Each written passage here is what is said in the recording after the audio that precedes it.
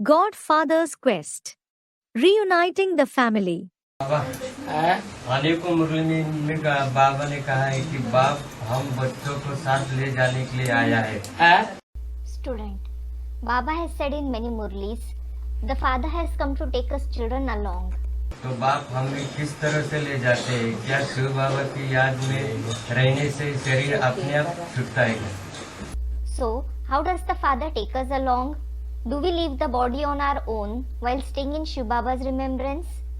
जैसी प्रैक्टिस करेंगे वैसी प्रैक्टिस पक्की हो जाएगी।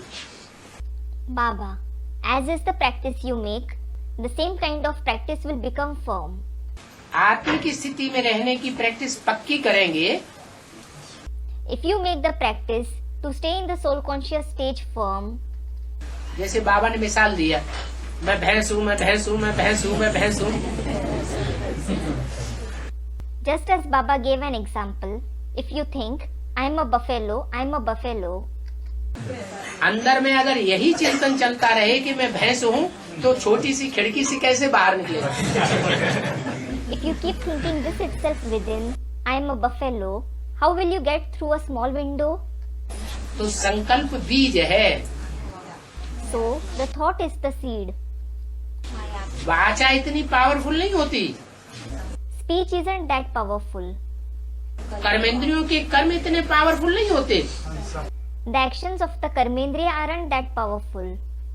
लेकिन मनसा बहुत पावरफुल होती है। But the mind is very powerful.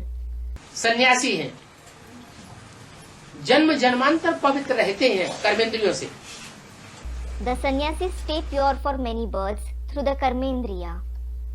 लेकिन मनसा से कंट्रोल नहीं कर पाते।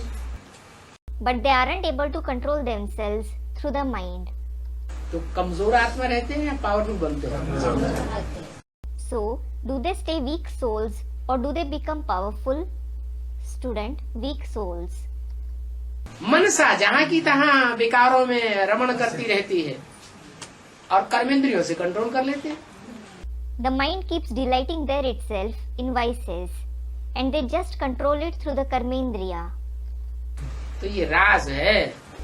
So, this is the secret.